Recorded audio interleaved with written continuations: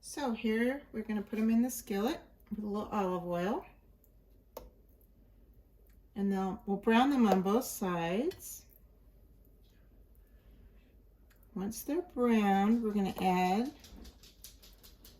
some red seedless grapes, but you can use green or black seedless, whatever, that have a little bit of olive oil and salt on them. And then we're going to pour the ouzo on and light it. And then after that, we just squeeze lemon over it. That's it.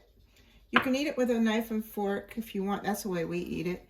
But you can also put out bread and eat it that way too. It's totally up to you.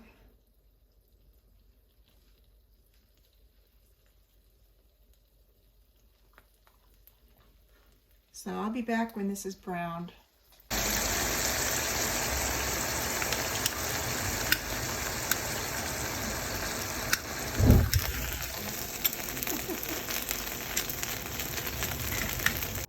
All right, it's ready to serve. Now you can serve this with bread, but we like to just eat it with a fork and knife.